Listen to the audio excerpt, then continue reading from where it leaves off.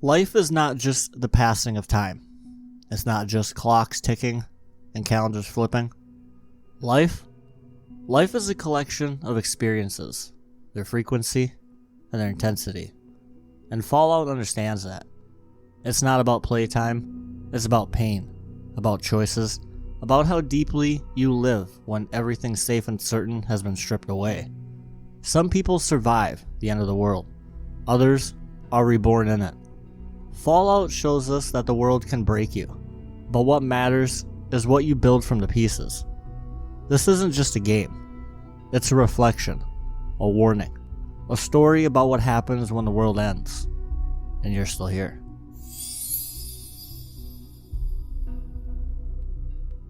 Fallout's world wasn't destroyed by chaos, it was destroyed by confidence. That's the part people miss.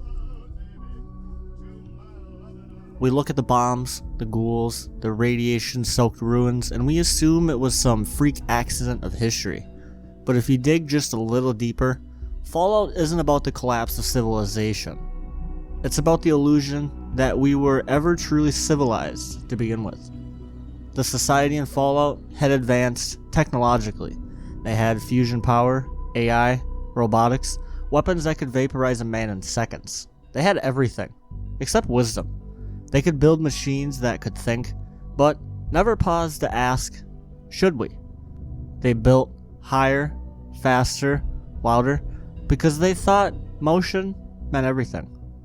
They thought process was measured in megawatts, not mortality. And maybe that's the scariest part. Fallout isn't some sci-fi dystopia, it's just a funhouse mirror reflecting what we already are. That's why it resonates, because somewhere, deep down, we recognize the mistake. We feel it. We're still making it.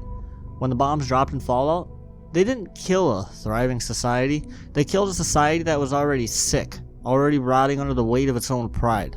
A world that thought better living through science was a philosophy, not a warning. And something I really a question I came across to myself, is how can a world invent power armor and still let the bombs fall? And that line cuts deep because it isn't about pixels, it's about people. We live in an age where we can, 3D print organs, map the human genome, simulate entire realities, and yet we still can't agree on what's true. We drown in data but starve for wisdom. We invent faster than we understand. And Fallout understood this. It saw the future not as a leap forward, but as a loop backward, just with shinier tools and deadlier stakes. The music, it stayed cheerful. The ad stayed hopeful, but underneath it all was a culture that had forgotten how to look in the mirror. And I really wrote it best in my rough draft statement for this video before this final draft here. I wrote, Fallout is obviously a game, but it's meant to be a mirror of what the original creator saw America heading toward. We may not know the exact timeline, but if you look at the hold corporations have on the world, it's easy to see the parallel. Fallout just wrapped it in more nostalgia, charm, and radio jingles. And what is nostalgia, if not a refusal to grow? What is Fallout, if not a message written in ash? Progress means nothing without direction, and direction means nothing without reflection. Fallout isn't about the end of the world. It's about what happens when you convince yourself that it could never happen. Because if we're not careful, the scariest part of Fallout is how familiar it starts to feel.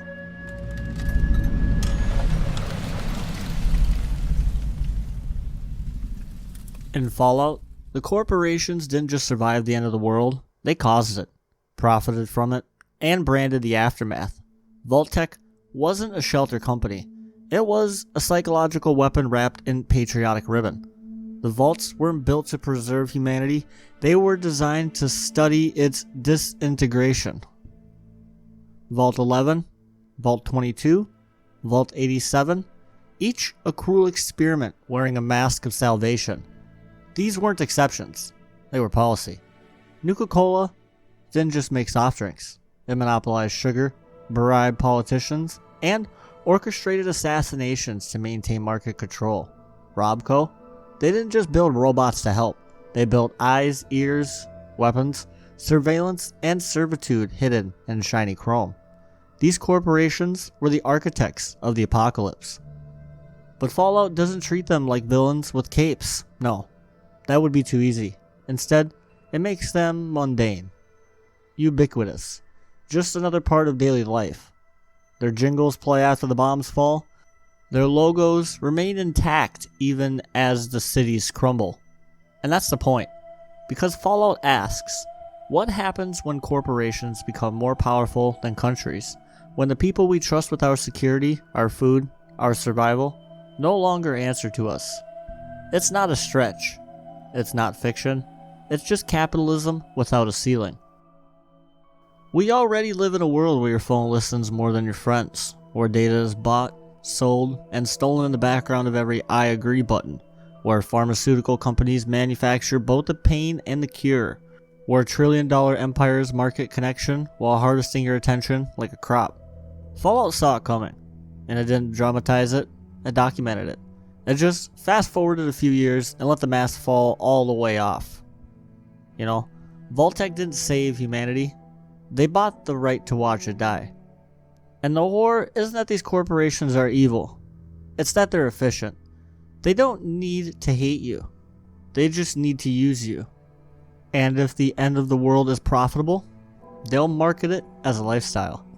That's why Fallout's world never really ends, because the system that caused the war never died. They just changed uniforms. They traded boardrooms for bunkers, executives for overseers, consumers for experiments. And the Wasteland, it's just the receipt. Even post-war, the NCR signs contracts, the gun runners monopolize firepower, Crimson Caravan exploits the poor while raising flags of civilization, the Brotherhood hoards technology like a divine right. Fallout doesn't ask, what would you do in the apocalypse? It asks, what would your company do? And the answer is simple. Whatever it takes to stay in business. We like to imagine the end of the world as fire, as instant, but Fallout shows the quieter version. The one that creeps. The one that's already here. Where the bombs haven't dropped, but the soul has eroded. Where the smiling mascot never dies, even as the people behind it disappear. Fallout isn't an anti-corporation in some dramatic, exaggerated sense. It's worse. It's familiar. It says, you know this world. You live in it. You trust it. And if you're not careful, you'll follow it all the way into the vault.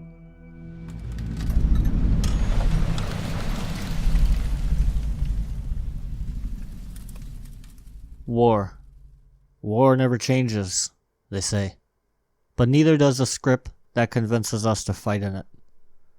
Fallout's apocalypse doesn't begin with fire. It begins with music. It begins with Vault Boy's smile, with Nuka-Cola ads and military recruitment posters painted in primary colors. It begins with comfort, carefully designed, dangerously curated, because Fallout's America isn't a civilization, it's a stage. Every poster, every billboard, every radio broadcast is a performance, a weapon, not to kill bodies, but to shape minds. And it works, not just in the game, but on the player. You catch yourself humming along to a war-era jingle while staring at the ruins it caused. You chuckle at a Mr. Handy's outdated slang while forgetting it was programmed to kill dissent. The horror of Fallout isn't just the bombs. It's the people that smiled all the way to the edge. There's something deeply disturbing about that. That the laughter never stopped. That even in the face of extinction, the world clung to a version of itself that no longer existed. And that is the genius of Fallout. It doesn't scream its critique. It lets you live it. You walk past propaganda so often it fades into the background. Just like in real life. But if you stop, if you listen, you realize the entire world is stitched together from slogans. Nothing in Fallout's world is truly honest. Not the flags, not the institutions, not even the past. Because that's the true weapon of propaganda. It doesn't just change what you believe, it rewrites what you remember. The Enclave doesn't see itself as evil. It's not a villain in its own eyes. It believes it's restoring America, cleansing the weak to return the strength. But that belief was manufactured, trained, fed through decades of controlled information, selective memory, and national mythology. And when the world ended, the myths didn't. They just got louder. Fallout warns us that identity, when shaped by institutions, isn't identity at all. It's costume. It's branding. And when people start mistaking the costume for the truth, they lose themselves in the performance. Vault Boy's grin becomes a religion. The past becomes a prophecy. And freedom becomes loyalty to a voice on the radio telling you what to believe. Who are you when everything around you tells you who to be? That's the question Fallout never stops asking. And it asks it through you, the player. You walk into a vault and see a society so eager to be safe that they hand over autonomy to a cartoon. You find people who'd rather die with pride than live with doubt. You see soldiers who don't remember why they're fighting, only that they must. Then you look around at the world you live in. You see flags in classrooms and ads between breaths. You remember pledges you never understood, opinions you never formed, songs you still hum. Fallout doesn't accuse you. It invites you to notice. Because the moment you notice, you start to see the seams. And once you see them, you can never unsee them. The game is a lie. And that's the point. And inside that lie is a deeper truth. You will either define who you are, or let someone else do it for you.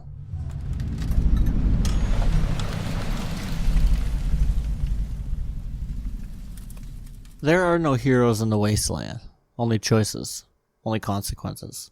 Fallout doesn't reward you for doing the right thing.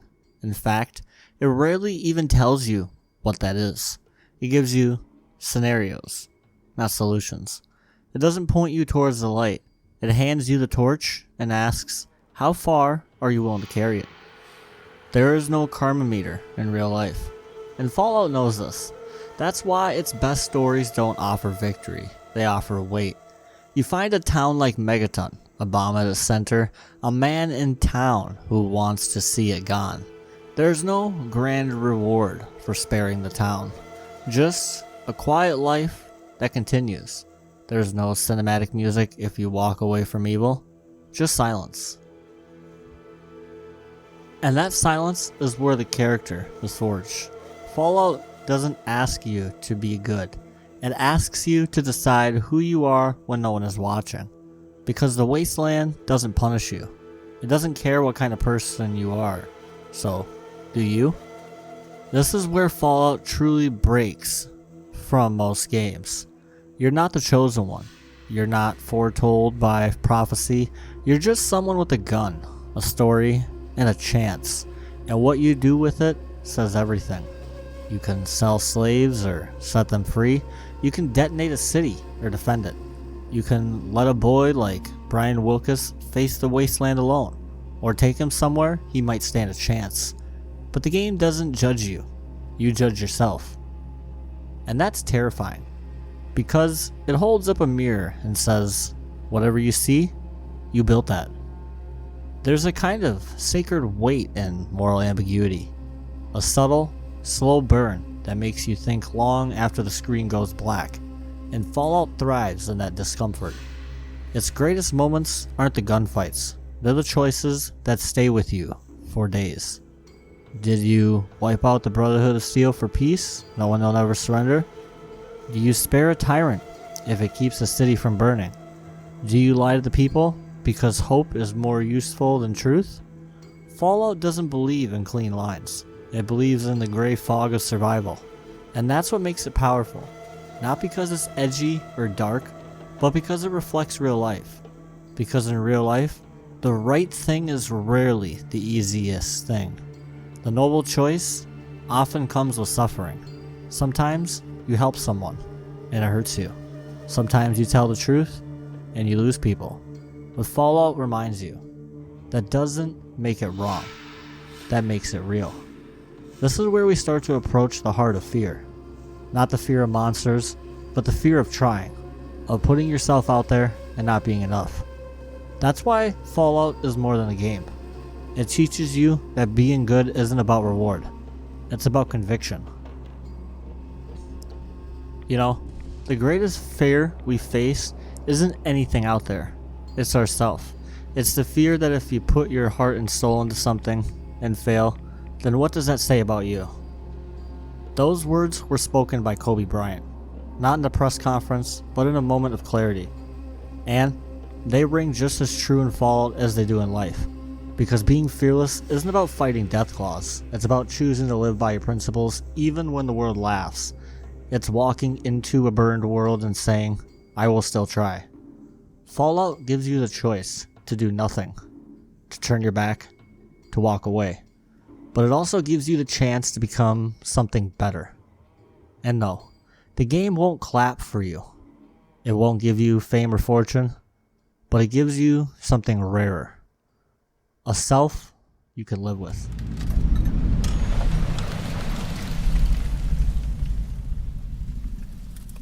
The bombs fell once, but for most people in Fallout, the real devastation came long after. Not in fire, not in blood, but in silence. Fallout has always been filled with survivors, but most of them aren't living. They're enduring, holding on to fragments of who they used to be, talking to ghosts, writing journal entries no one will read, walking through routines long after they've forgotten why. And when you strip away the radiation, the mutated creatures, the ruins, that's what Fallout becomes. It's a story of internal collapse. You meet people like Dog or God, depending on which side of his fractured mind is speaking that day. A man broken by abuse, experimentation, and abandonment, split into two voices fighting over the same body. One fearful, one furious. Neither whole. You meet Christine, mute, scared, but brilliant. She can't speak, but she remembers everything. And Dean Domino, who plays the same tune over and over again, hoping the past might answer him one day. These aren't side characters. They are case studies. Fallout doesn't romanticize mental anguish. It doesn't exploit it. It just shows it to you. Raw, unfiltered. And it doesn't offer clean solutions. Because in the Wasteland, there aren't any. The body, it survives. The mind, though, that's another story. And that's the truth most apocalypse stories miss. You can stockpile food, build a fortress, arm yourself with the best gear. But if your mind shatters, if your purpose dries up, none of that matters. Fallout is littered with people who had the tools to live, but not the reason. That's the quiet genius of the series. It doesn't scream about trauma, it whispers it through terminal logs, through abandoned bedrooms, through recorded voices still playing on loops. And it leaves you, the player, in a haunting position. You're not just surviving the Wasteland, you're trying to survive yourself. And that reflection is far more terrifying than a super mutant. Because haven't we all felt that weight, that sense that something is fraying slowly, silently? Fallout gives that feeling form. It turns it into characters, into quests, and decisions. It lets you see what most games ignore. The cost of carrying pain through a world that no longer makes sense. Every hardship you encounter, if you reframe it as a story you'll someday tell though guys, it becomes a chance for self-transformation. That's the reframe Fallout offers. It doesn't ask you to be unbroken, it asks you to keep going anyway. And that's why the series speaks to people in a way most media never can. Because everyone, at some point, goes through a private version of the apocalypse. A moment where everything falls apart, where you feel like you're crawling through emotional ruins, trying to remember who you were before the blast. And Fallout quietly tells you you're not alone. That healing isn't always clean. That you can be damaged and still matter. That you can be silent and still be heard. That you can be split and still find the will to stand. That the vault you're trapped in isn't always made of metal. Sometimes it's regret, or shame, or memory. And still, you walk forward. Because maybe the goal isn't to forget the pain. Maybe the goal is to become someone strong enough to carry it. Fallout is not a game. It's a slow walk through the wreckage of a soul. And survival? That's not just about bullets or bottle caps. It's about choosing to get up tomorrow, even if no one is waiting.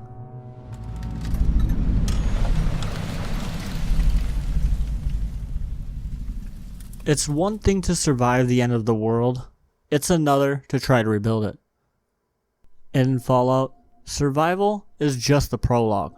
Once the dust settles, the real war begins. Not over land or power, but over what kind of world should come next. Every major faction in Fallout isn't just fighting enemies, they're fighting over the future. In the tragedy, none of them seem to understand the lessons of the past. The NCR tries to rebuild the old world democracy, law, and expansion. But they stretch too far, too fast, entangled in bureaucracy, corruption, and blind nostalgia for a system that already failed. The Brotherhood of Steel hoards technology, not to share, but to control. They guard the knowledge of the old world like dragons sitting on gold, terrified of change, obsessed with purity. The Institute wants to overwrite the future, strip away humanity piece by piece until all that remains are clean lines, synthetic smiles, and mathematical order. It's not salvation, it's erasure. And then there's you. You're the anomaly, the wild card, the one person who isn't defined by doctrine or history, and that makes your role in rebuilding everything. Because rebuilding isn't about restoring what was. Because it's easier to survive the end than fix what caused it. Fallout shows us that most people rebuild not to improve, but to return. To pretend that the fire never came. They cling to symbols, to structures, to names, but rebuilding the past is just a slower form of death. Real rebuilding requires vision, courage, imagination, and most of all, growth. The whole point of the human mind is evolution, whether spiritual, physical, emotional. The purpose from birth is creation. Now that's not a motivational line, it's a principle. Fallout puts it in your hands. Creation or control. Alpha or Omega. Rebirth or repetition. Will you build something better or simply polish the ruins? And here's where that quote lands deeper. The work works on you more than you work on it. Fallout teaches this in quiet ways. You build a settlement in the Commonwealth. It doesn't change the game's ending. It doesn't give you credit or acclaim, but it changes you. You see that fence, that water purifier, those sleeping bags, and you realize you took something broken and you made it yours. That's not gameplay. That's philosophy. Because creation isn't just about unity. It's about identity. And when you choose to rebuild, to plant something where there was only ash, that act transforms you.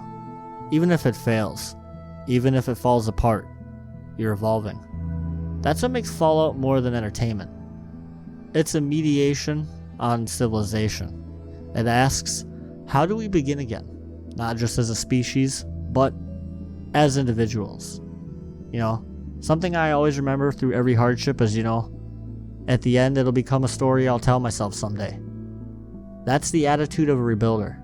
Not someone who denies pain, but someone who owns it, who grows through it, who lets every cracked foundation become part of a new design. So when you see a shattered town in Fallout and choose to stay, when you see a frightened settler and choose to lead, when you stand in a void and start building, not for power, but because it's right, That's when the Wasteland becomes something more than ruins. That's when it becomes home. Fallout isn't a game about endings. It's a game about decisions after endings. It asks you what kind of world is worth waking up for, and what kind of person is willing to build it.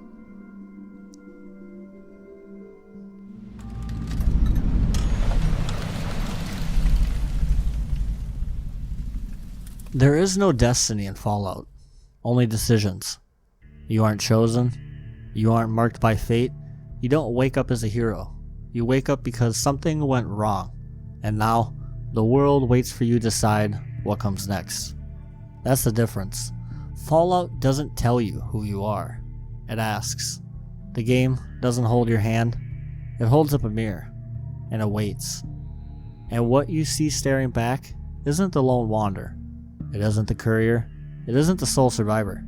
It's you. Every choice you make, every settlement you help or abandon, every secret you bury or reveal, it all writes a story. Not the game's story, but your story. And what Fallout teaches, quietly, consistently, and without ever needing to say it, is that the most important journey you take is internal. It's a philosophical test disguised as a video game. And the question at the heart of it is deceptively simple.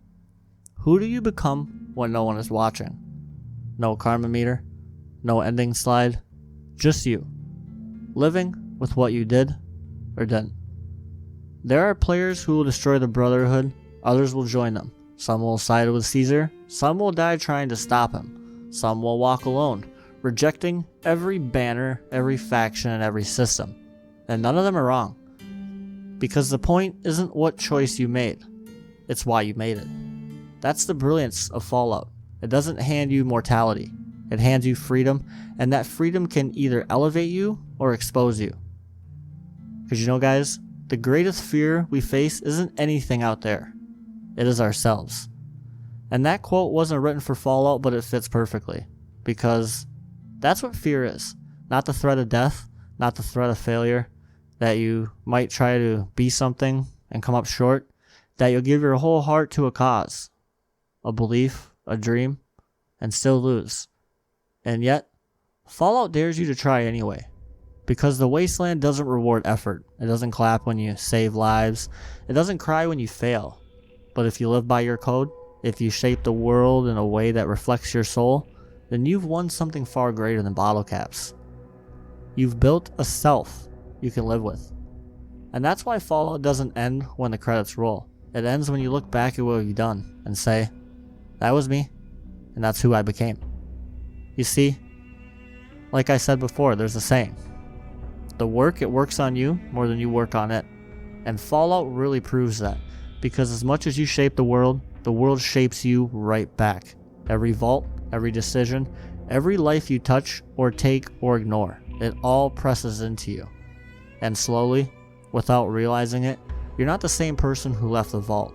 You've changed, not by the story, but by what the story asks of you.